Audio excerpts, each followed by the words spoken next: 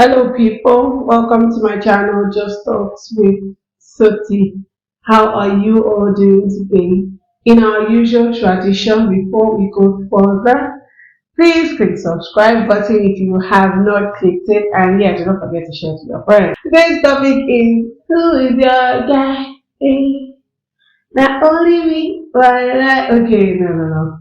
Okay, but today's topic is, can I have a bestie of the opposite sex? Yeah, I just said it. Bestie gang, yo. Okay, so before we go further, right? Let's kind of categorize this gist. So first off, we have the acquaintances, those we say hi, what's up to. None of our businesses. They don't know any of our business, so it's just a hi. Sometimes we give them a fake smile, hey, and then they go, whatever. And then we have the friends who are quite close to us, and we share stuff with them, we talk about stuff, dreams, kind of, but not so serious, okay? Then we have the bestie, bestie is like family, like whatever is going down, the bestie knows. So yeah. Now, that being said, can my bestie be someone of the opposite sex? With a background, let's start with precedents. Okay. Now, man was created for companionship. Okay, so if you go back to the Bible times, even when God created, and then He created just Adam, He said, it's not good for Adam to be alone, and then He gave him a wife. Now, basically, what I'm trying to say is God created another human for Adam, so they could be of the same kind and could relate and stuff. Now, you and I were not created to be alone. Okay, we're created for companionship. Right now, even the Bible says, woe to him that has no friend. And yeah, hold up.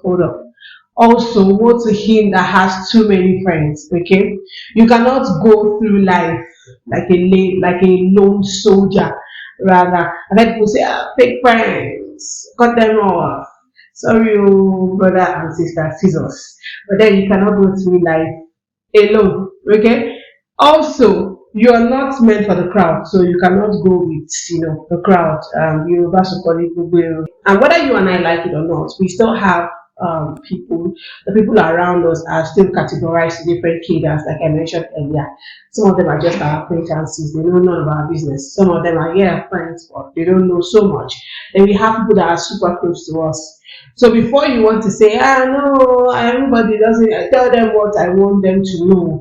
I move silently, I walk silently, whatever it is, right? Everybody knows that you have somebody that you still hold up in that esteem when you tell them stuff, right? So even Jesus in the Bible had the 12 outer circle, but he still had the three that he, that knew his real deal. Those three were like, the inner guys. So yeah, remember I said earlier, someone you can tell everything. That's really the bestie line on your television. So can you tell everything to the other person? I mean, someone from the opposite sex, one you're vulnerable with, that understands your insecurities, that knows your weaknesses, that knows you in and out. I'd like to ask you a few questions. Typically, if you are single, let me start with the singles. If you're single and your bestie is a guy, it's quite tricky. Okay, so my question here comes: what happens at the peak of your emotions? I mean, when you're super excited, when you're super sad, when you're at your most vulnerable state. Don't forget your bestie in this question, someone you're super close to, so they're always with you. Most of the time, you talk about stuff. It's not about they can visit you, you can visit them. Sometimes you're alone with the person, and all of that. So, what happens at the height of your emotion? What happens when your hormones? Remember, in the last topic we talked about sex. So, what happens when you have those orgies or your hormones are at their highest and you're at your most vulnerable state? What happens then? When you're with your bestie, when you're probably alone with your bestie, what happens in that scenario or in that situation? Okay, would you just, I mean, I've heard people say, oh, besties can do stuff now. It's not a big deal. They are still besties. Okay, so let's assume that from your own perspective and the fact that you are right, that besties can do stuff. So what happens when one of the besties either the guy or the girl gets married, and you still have to maintain that relationship. For the singles, it's quite tricky. But then it's even worse when you're married because at this point now you're thinking about two persons.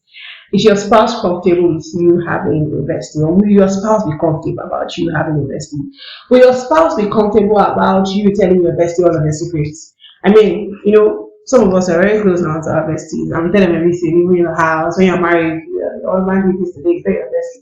Your husband did that today, tell your bestie. Or your wife did this today, tell your bestie. Will they be comfortable with this? And will they be comfortable having the opposite sex as their spouse's bestie? It takes a level of maturity. It takes a very high level of maturity to have a bestie of the opposite sex. And if it comes to the issue of marriage, you need to discuss with your spouse, and it has to be like a mutual agreement. Can you manage that level of emotions even when around your bestie? As for me and my house, what I can say is that I'd rather not. I have friends. I mean, I have male friends, right? But to be honest, I don't have a bestie. I'm not sure I will have a bestie. Okay.